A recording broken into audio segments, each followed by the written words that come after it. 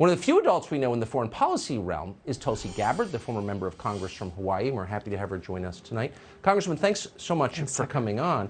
So it's without even going into what they told us was Russian disinformation is actually true. How concerned are you that Torian Nuland, who's overseeing this war, has just admitted there are unsecure bioagents, dangerous bioagents in Ukraine? I'm extremely concerned, as should be every American and everyone in the world.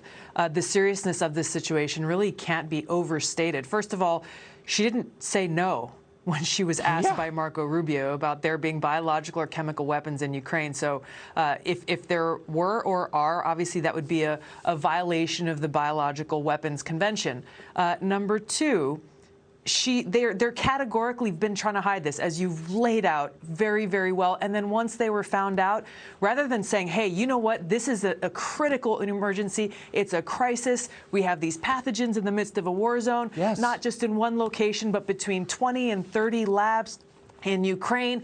This is a global crisis, we're going to take action immediately. This is how a responsible leader would react given the crisis of this moment. But instead, what did they do? Her response to Senator Rubio was immediately start pointing fingers. We're going to preemptively start the blame game should anything happen to these pathogens and who knows what is going on in these labs. Before anything bad happens, just say, you know what, it's the bad guys. It's the bad guys who are responsible for this. It is the height of irresponsibility. Their response to this, the fact that they're covering it up, the fact that they aren't doing really what needs to be done. Because unless this war in Ukraine ends right now, ends tonight, we face a very real certainty that one or more of these labs will be compromised, will be breached, and it won't just be the people of Ukraine who are impacted. We could face another global crisis when you look at a pathogen that could be released. We just went through this with COVID. We can't have forgotten this already. And once again, agencies in the U.S. government, without our knowledge, are secretly funding research that, imperils the world, and no one is ever punished for it. So, speaking of no one ever punished, I wanted to get your reaction to this. 27 foreign policy heavyweights just signed an open letter calling for what they call a, quote, limited no-fly zone over Ukraine. Some of the people who signed it include former NATO Allied Supreme Commander Philip Breedlove, U.S. Ambassador to Ukraine William Taylor, former U.S. Ambassador to NATO Kurt Volker, et cetera, et cetera. What exactly are they proposing, and is it a wise idea, do you think? It is not. Just one last thing on the danger of these labs that the U.S. is funding, not only in Ukraine and around the world. They need to be shut down immediately. They need to be shut down immediately. They are insecure. They are posing a threat to the world. They need to be shut down immediately.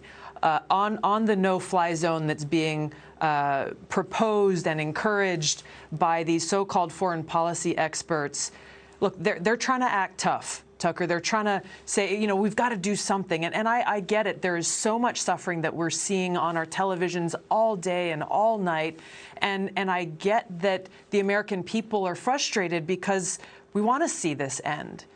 Instead of our leaders doing the responsible thing and saying, OK, let's do our best to try to facilitate a negotiated outcome to actually end this conflict, a window of opportunity that President Zelensky opened up, just 24, 36 hours ago. Instead of doing that, they're focused on, hey, let's just do something, look tough, enact a no-fly zone, which would not help the Ukrainian people.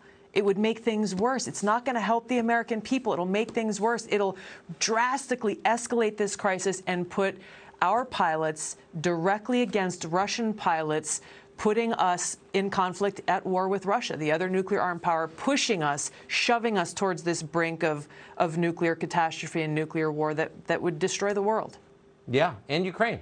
Save Ukraine by destroying Ukraine. So give me exactly. Iraq, Iraq, Libya, Syria, the list goes on and on. We've got to learn from these lessons and stop this madness. So we're just getting this from the State Department. This is a tweet, and I'm reading this cold, but I want to run it by you. The United States does not have chemical or biological weapons labs in Ukraine. Then they put up a graphic that read, the U.S. is in full compliance with its obligations under the Biological Weapons Convention and does not develop or possess biological weapons anywhere. Now, I can see about 4 holes in that. So if you were I mean, so they're telling us they don't own any biolabs in Ukraine. I don't remember. I mean, one of the tells to lying is when you answer a question no one asked. I don't think anyone's suggesting the U.S. government owns biolabs there, right? That's right. That's right. But you pointed to evidence, and we've seen through different parts of the world. We saw in China how the U.S. is funding this research or these labs to the tune of hundreds around the world. Why? That question has never been asked or answered by them. Say, why is it? Why is this research something that is so critical, not done in secure labs within the United States? Why is this research being outsourced? There's so many different questions here, and all of it points back to really the risk that this is posing. Again, this is something that is fresh in our memories, and if they have nothing to hide, why are they trying so hard to hide it? Well, they've already admitted it. I mean, the Undersecretary of State just admitted it under oath yesterday. So, like, That's right. let's not let them pretend that this is like we're carrying Putin's water again, or something. They're such liars. I appreciate having an honest person on this show. It's such a relief. Tulsi Gabbard, thank you. Thank you. Hey, Sean Hannity here. Hey, click here to subscribe to Fox News YouTube page and catch our hottest interviews and most compelling analysis. You will not get it anywhere else.